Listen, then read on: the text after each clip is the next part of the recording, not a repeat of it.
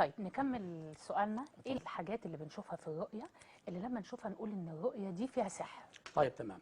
اولا لازم يا جماعه نأصل هل فعلا في حاجه اسمها حسد وهل في حاجه اسمها سحر. طبعا ده الاشياء دي ذكرت فين؟ في القران ذكرت في الكريم، القران الكريم، ما في نقدرش السنه، ننكرها. في السنه وفي السنه، والقران. القران والسنه ما نقدرش ننكرها. القران وثقها والسنه وثقتها. يعني عندنا مثلا في اشهر سوره اسف، اللي هي سوره الفلق. ربنا بيقول ومن شر حاسد اذا حسد. يعني ربنا بينبهنا كلنا ان احنا نستعيذ من الحسد. وذكر ايات كتير في السحر مع سيدنا موسى. تمام. قال موسى ما جئتم به السحر ان الله سيبطله. طيب الانسان يا جماعه ازاي يعرف ان انا مسحور يا استاذ صبحي من رؤيه؟ يعني هل فعلا في رموز ان انا تدل ان انا ممكن يكون مسحور؟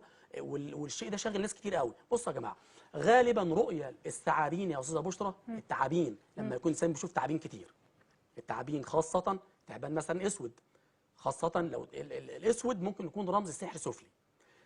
ثعبان اصفر، الاصفر اللون الاصفر مرتبط بثعبان ممكن يكون غالبا سحر مرتبط بمرض. طبعا في سحر اسمه سحر المرض، سحر كذا، انواع كتير. طيب الثعبان تكراره في الرؤيا ربما يكون حسد او سحر. تمام. بشوف نفسي بمشي في المقابر كتير.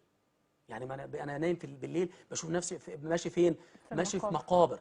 بشوف حيوانات مفترسه بتحاول تجري ورايا، بتخوفني. يعني دي كلها رموز ممكن بتدل على السحر، ان الانسان ده مسحور. ممكن يكون سحر. والحيوانات المفترسه دي عرض الجن، الخدم قدام السحر، بيحاولوا يخوفوه. تمام كده.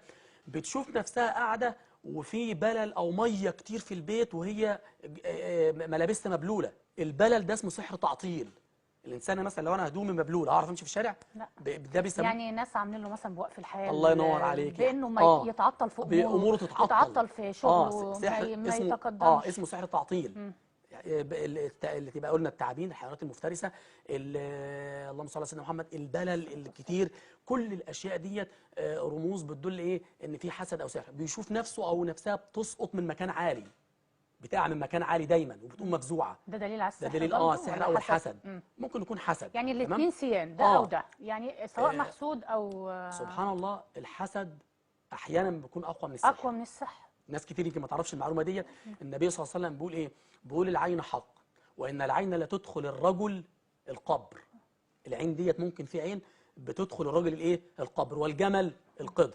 في رمز في الرؤيه ممكن انت لو شفته تعرف برضه. لو شفت حد بيطلع منه شرار، يعني شفت انت في الرؤيه عين طالع منها زي حقد او حسد، او شفت حد بيصوب عليك رصاصه، بيضربك بطبنجه مثلا وطالع منها، لو الرصاصه جت فيك يبقى العين وصلت لك واثرت. طب لو انت يبقى مثلا كده العين صابتك. العين صابتك. لو انت مثلا يمين او شمال والرصاصه ما جاتش فيك يبقى انت دليل ان انت متحصن باذكار الصباح والمساء. طب في حاجه مهمه انت سالتي فيها يا استاذه بشرى، اللي هي احنا بنقول كده يا استاذ صبحي الرموز بتاعت السحر اللي موجوده. طب هل في رموز للعلاج؟ ده كنت